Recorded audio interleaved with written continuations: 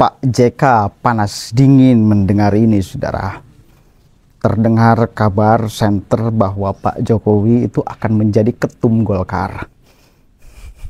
Kita tahu sama-sama dari mulai kemarin situasi Pilpres di awal, Pak JK itu gila-gilaan menyerang Pak Jokowi, Gibran khususnya lah ya, pemerintahan saat ini.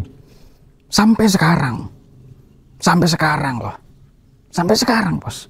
Bahkan urusan ketum Golkar ini ya, Pak JK ini kencang banget menolak keras kalau kemudian nanti Pak Jokowi menjadi pimpinan Golkar. Bahkan Pak JK itu menganulir suara Prabowo Gibran di angka 50% lebih ya. Nggak percaya dia. Kita akan dengarkan nih, busuk Pak JK dibongkar oleh Julvan Lindan urusan rubah-rubah aturan itu. Sebelumnya kalian sepakat gak Pak Jokowi jadi ketum Golkar? Sepakat gak? Silahkan tuliskan di kolom komentar ya. Nah, coba kita dengarkan nih, Julvan Lindan. Semua orang bisa bergabung ke Golkar, tapi tentu dengan cara-cara. Bergabung aja boleh, apa tidak boleh. Menurut Bapak berarti Pak Jokowi cocok ya Pak masuk partai Golkar secara karakteristik itu yang Pak JK? Ya, semua orang bisa, kamu juga bisa. Hah? Boleh, tapi untuk jadi pengurus ada aturannya. Kalau untuk jadi ketua atau jadi apa harus minimum 5 tahun harus menjadi pengurus. Iya. Nah ini ya, saya yang ngomong itu. jadi tidak apa-apa kalau gitu, bergabung saja ke Golkar, tidak apa-apa itu. Itu mau dijawab itu. Iya, coba dulu. Itu Ya itu kan begini, makanya ini harus konsisten. Pak JK ini kan nggak konsisten. Dia sendiri kan aturan ada Dewan Masjid itu misalnya 2 kali, dia 3 kali. Pasal 11. Ini terabas juga pasal-pasal itu. Jadi kalau untuk orang lain dia ngomong tidak boleh, untuk dirinya boleh. Waduh. Nah ini bahaya sekali kalau figur-figur politik, elit politik kita seperti ini. Harus konsisten. Siapa yang nggak konsisten, Bang? Ya Pak JK tadi. Pak JK, Kak Ucu. Jadi institusi atau lembaga tertinggi pengambilan keputusan di semua partai ada pada Munas, Kongres, Muktamar. Jangankan menentukan orang masuk partai, di situ ADRT bisa diubah-ubah. Betul. Jadi kembalikan ke situ demi kebutuhan misalkan. Nah kalau bicara tentang Golkar itu. Tapi di Golkar kan tetap keputusan tertinggi di Munas kan? Di Munas, iya. Apapun di situ bisa dibuat. Dan Bukan di Yusuf Kala. Dan di situ juga bisa dibuat sedemikian rupa. Apa itu? Ya. Jadi ADRT memberi ruang untuk itu. Ya. Kalau kita bicara tentang Golkar itu di ADRT anggaran rumah. Saya ini 8 tahun. Sekjen. Pak Presiden jadi sekjen. Jadi ini agak paham dikit lah. Agak panjang itu. Lintas ketum ini ya. Lintas ketum, 3 ketua umum. Nah, jadi di situ jelas. Kalau kita bicara tentang anggota, ada anggota biasa, anggota kehormatan, dan ada kader. Nah, sebenarnya ada orang bisa jalur anggota kehormatan langsung. Apa salah pertimbangannya? Salah satu adalah yang bersangkutan dianggap sudah punya peran untuk memajukan Golkar. Nah, kalau kita bicara tentang Jokowi, Prof, ya, ini ada jalannya. Lembaga survei mengatakan sekarang, dan saya kira Menteri Agama bisa jelasin bahwa apa yang dicapai oleh Golkar hari ini pada pemilu 2024 dengan prestasi dari 85 yang diproyeksikan akan menjadi 112. Di samping tentu mengkapitalisasi prestasi-prestasi politik ketua umum dan seluruh menteri-menteri yang ada Pak Luhut, ada Pak Bahlil, ada Agus, ada siapa di situ semua di dalam. Tetapi kan juga ada pengaruh Pak Jokowi.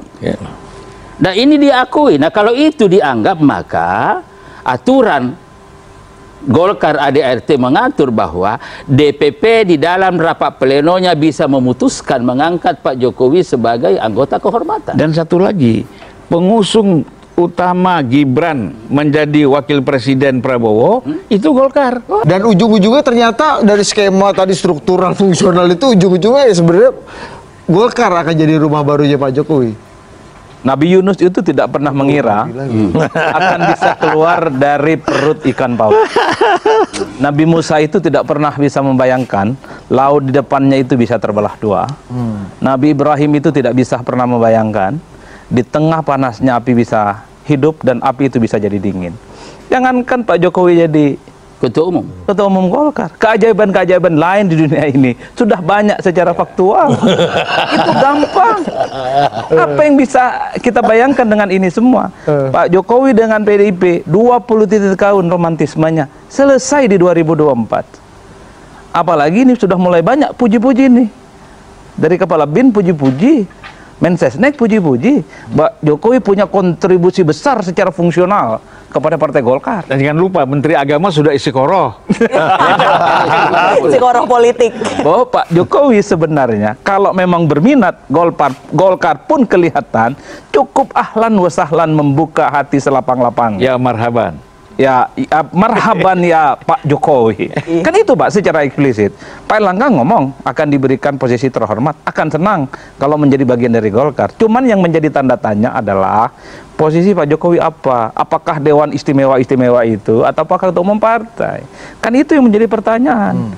Itulah yang sebenarnya menurut saya kalau Pak Jokowi memang minat untuk menjadi bagian dari Golkar, tinggal didiskusikan teknisnya gimana. Apakah syaratnya perlu apa yang disampaikan oleh Pak JK? Harus 5 tahun jadi anggota dan kader. Itu kata Bang Idrus, selesai. ADART bisa diubah di keputusan tertinggi seperti Munas, Kongres, Munaslup dan seterusnya. Dan sangat kelihatan sejumlah elit Golkar, elit terasnya sangat kelihatan juga tertarik ingin menjadikan Jokowi menjadi bagian dari mereka. Tapi ketika angka Tapi Golkar, saya potong dulu. Karena begini ceritanya Pak, kalau mendapatkan Pak Jokowi di Golkar Presiden ini diam dulu. ibarat sekali dayung 2 pulau terlampaui. Pak Jokowi dapat, Mas Gibran juga dapat sebagai wakil presiden.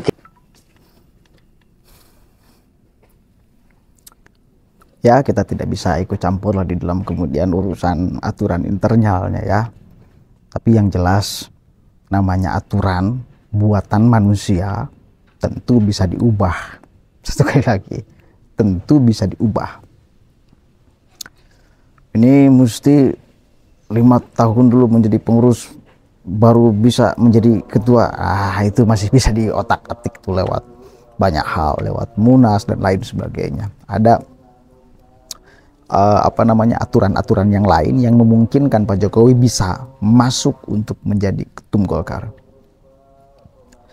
Lalu kemudian kalau menurut saya sepakat gak Pak Jokowi jadi ketum Golkar? Masalah sepakat dan tidak, ya sepakat-sepakat saja. Kalau saya sepakat-sepakat aja biar api politiknya tidak redup, saudara.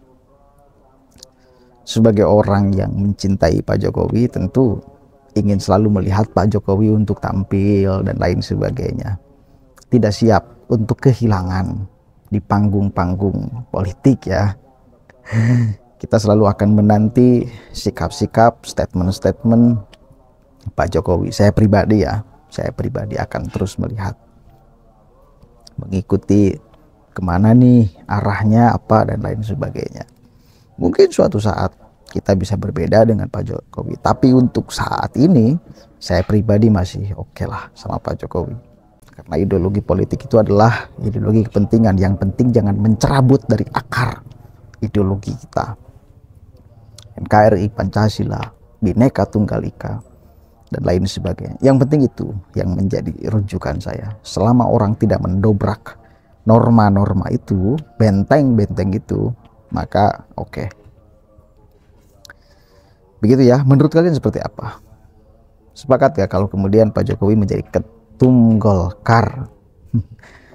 Yang jelas ini akan membuat Pak JK panas dingin, meskipun pernah menjadi wakil presiden Pak Jokowi kan, Pak JK itu. Tetapi karena serangan akhir-akhir ini dan di awal dulu sangat kencang sekali, maka ya dia salah satu orang yang gak bakalan terima bila Pak Jokowi itu jadi ketum Golkar. Terlalu kencang serangan Pak JK itu, menghantam pemerintahan, menghantam Pak Jokowi, menghantam anaknya Pak Gibran ya. Mudah-mudahan ada manfaatnya. Assalamualaikum warahmatullahi wabarakatuh.